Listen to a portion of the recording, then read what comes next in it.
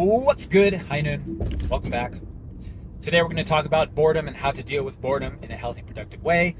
I had an interesting day about last year. I was having mentor calls, as we do, with a lot of our fine young folks in our Ascend program. And I was having these mentor calls, and I had 4 in one day, all right? And one of the main questions that we ask people who are struggling with unwanted sexual behavior, porn and masturbation, in this case, in this program, I asked them the question, what's the reason that you think you go to porn, even though you don't want to? And all 4 of these calls in this one day, you know what they said? Boredom. Boredom. And I thought that was so interesting. And so I had to investigate a little bit. I was curious. What is it about boredom that is getting people to want to watch porn and masturbate? So I was asking them all these questions. And on the surface, it's very easy to understand. There's 2 sides of this, okay? There's 2 sides of this, as there usually are. There's one side which is easy to understand, and there's the other side that is way more subtle and insidious. And it's quite hard to crack, but is really the fundamental reason as to why people go to porn and unwanted behaviors when they feel bored. Because if you think about it in a logical way, what sense does it make to go to a behavior that is super normal, hyperactive, super stimulating, that is doesn't align with your values, that you want to quit desperately, but you keep going back to? What sense does it make to do that when you feel the emotion of feeling bored, right? Because if you break down boredom is just your body's, your mind's, your spirit's way of saying, hey, get up and do something and stop lying around, because if you keep lying around, you're going to die eventually. It's like, go do something, go make something, go be creative, go connect with something. It's a motivator. It's an indicator. It's helpful. It's feedback. It's biological feedback, right? So what sense does it make to do something that just you hate when you feel bored?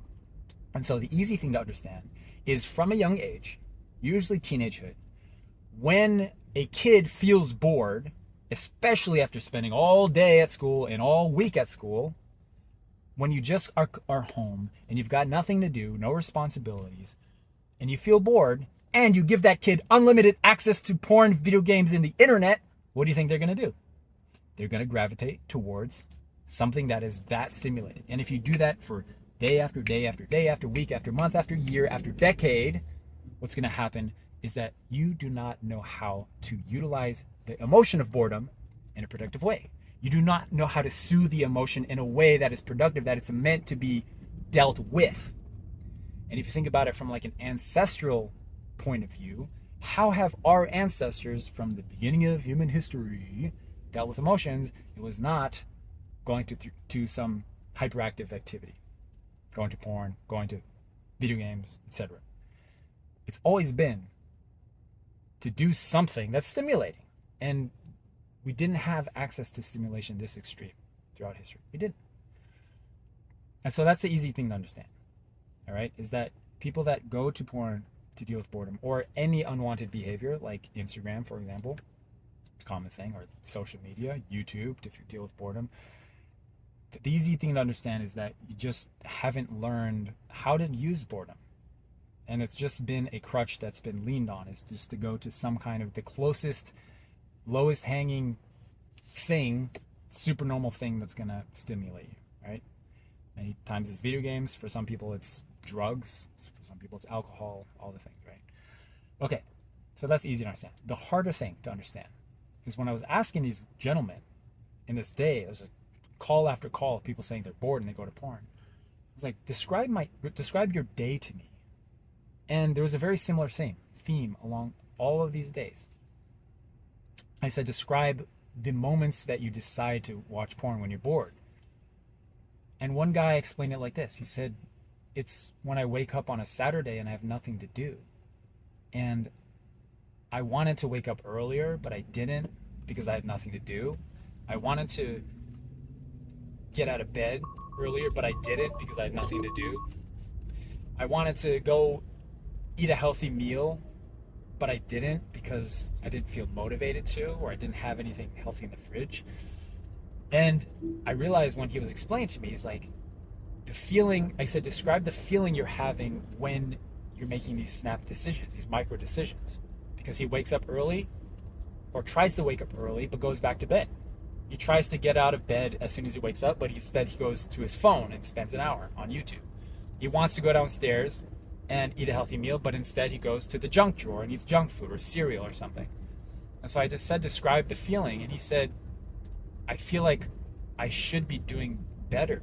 Like I should be doing more, but I'm not. And I said, do you see what that's called? It's not called boredom. It's called shame. And so what we're doing is we're conflating and confusing the feeling of boredom with actual shame of I should be more.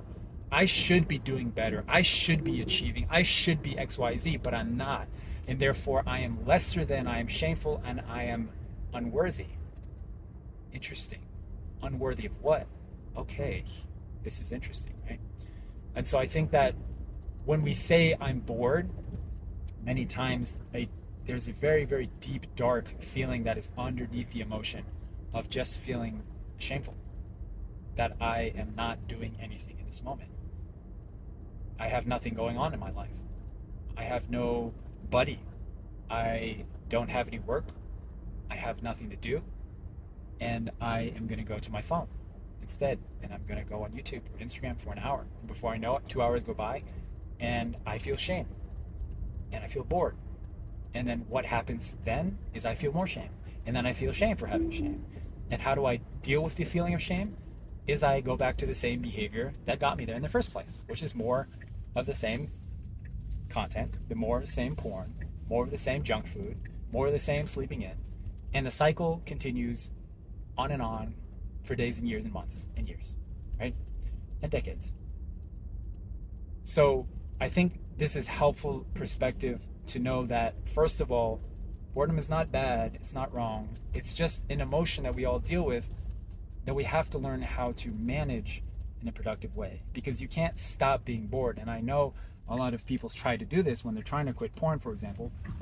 They will attempt to squash the feeling of boredom with more hyperactive activity. It's the example of trying to quit porn by replacing it with more video games, which I know sounds silly, but I've heard this too many times to not want to bring it up. It's maybe if I just distract myself with more video games and more TV shows, I won't want to watch porn.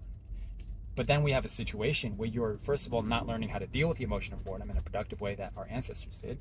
And number two, you're not able to address the root issue, because every time the emotion comes up, you squash it back down. You bring out your giant crutch or your wheelchair and you never face it and deal with it.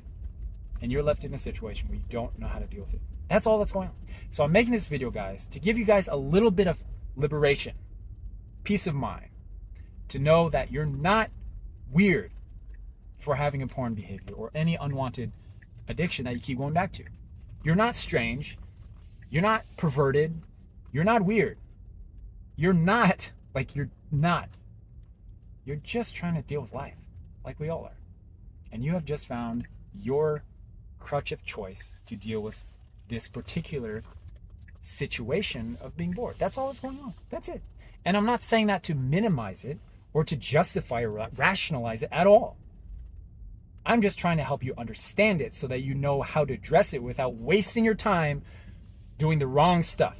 Because most men, including yourself and women, have wasted so much of their time, energy, and efforts to try to quit porn in the wrong way. They try to will themselves through it. They try to use tools and behaviors and life hacks to try to stop themselves from watching porn, when in reality you're not addressing the root issue at hand. And addressing the root issue of your porn habit is not as complicated as you think it might be. And that's all I'm saying. So I hope this is helpful for you guys. If it is, I love you. You are loved more than you know, guys. Thank you so much for listening. I'm back home now. All right. See you in the next video. Peace.